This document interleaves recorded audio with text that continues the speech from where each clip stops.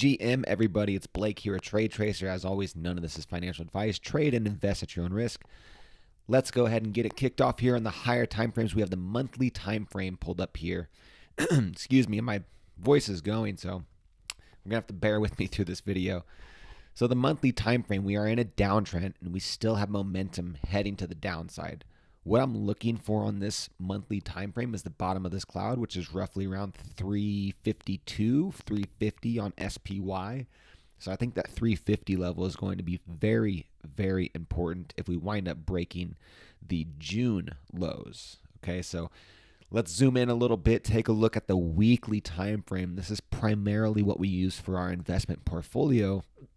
And you can see we are getting very close to testing these June lows. Last week I talked about seeing this type of bearish engulfing candle, a 3-week bearish engulfing candle after being rejected off of the 10-week moving average, along with, we had some economic data with CPI, and then we had the Fed decision with the 75 basis points, and then sending this, market lower the following week.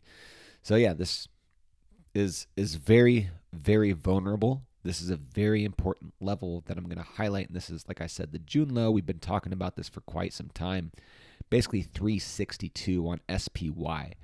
So if we break below the June low, as you guys know, that's price weakness confirmation with a fresh MACD bearish crossover, which obviously the momentum is to the downside and it has been to the downside. So yeah, odds don't look great here. We really, really need to hold this level. If we break this level, I think it's a very high probability that we probably come to this, 350 level that I talked about. So not too much lower, but if that doesn't hold, we could be in for a very longer term bear market. Now, zooming in on the daily time frame, you guys know we've been in a 9-day downtrend. So we got a head fake. We had a couple closes above the cloud, and then we had that CPI data. Boom, gap down and close below both the 50 and the 10. That's below that cloud. And I said, yeah, we're probably going to drift lower the rest of the week, and that's exactly what we did. And then we had the Fed decision for the 75 basis points last week on Wednesday. Very ugly close. Said very likely that we come and test this previous June low, and we came really close to it. So keep a close eye on this level, 362 on SPY. Really, really need to see that level hold.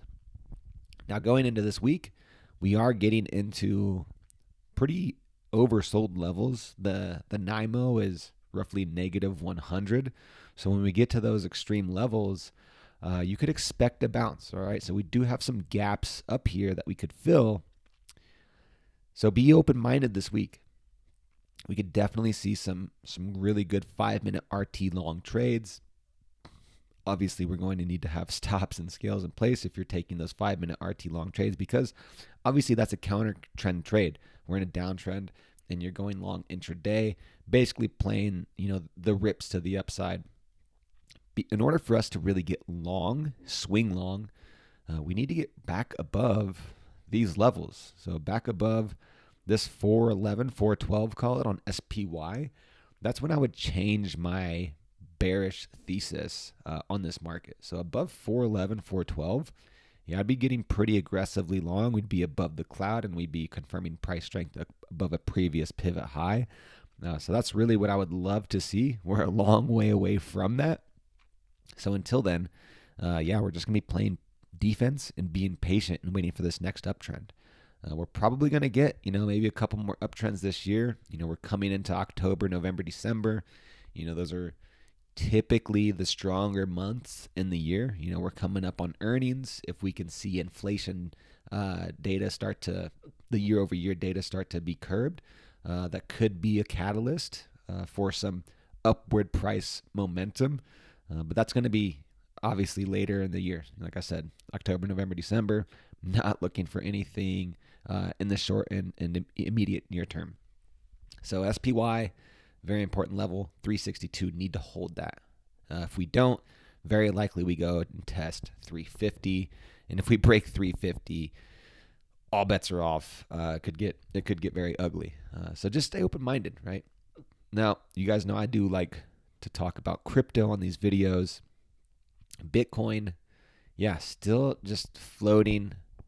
We haven't really seen any momentum, no movement really since June. So we've gone sideways since June. We've kind of just floated around here. And the same thing with Ethereum. Yeah, Ethereum, same thing. I had a trade back above this 12, and it's coming right back to that number. So below the 10, below the 50, below the 200-day moving average. We're in a bear market for crypto.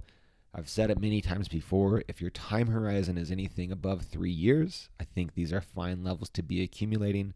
But if you're trading, it's a very, very difficult place to be getting long because we don't have rules to get long, right? We're not above the cloud. And the higher time frames still look very bearish. And then it's really difficult to get short as well because, we're down roughly 70% from the highs. So, you don't want to chase that after a 70% drawdown. So if you didn't make your moves, back when we broke trend up here or here, it's really hard to sell now if you're, holding ETH or holding Bitcoin. Probably not the best trade or best move. I personally would just be probably holding and turning that into an investment if you were trying to trade it and you got stuck holding the bag.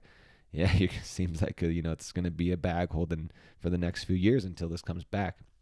But you guys know, I think crypto is a change, paradigm shifting technology, and I think Bitcoin and Ethereum are phenomenal assets to hold for the long term.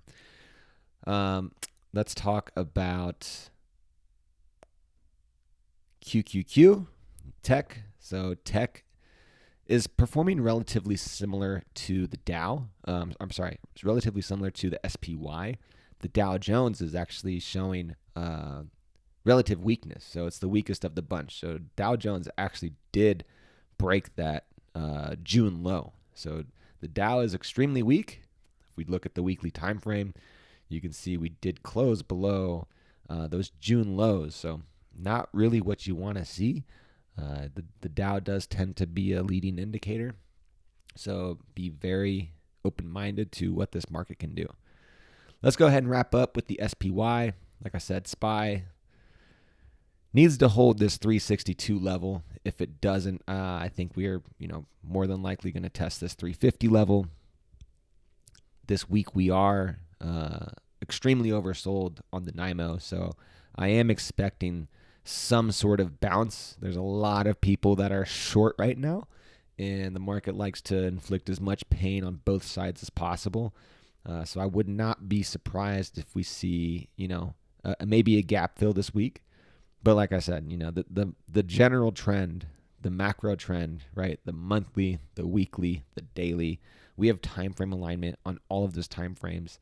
And so the odds are favoring lower prices. So even if I say it wouldn't surprise me if we rip this week because the NYMO is oversold and it's a tough chase short, this momentum in this price action is bearish. So my lean is bearish, and I'm going to be protecting capital and playing defense until the next uptrend.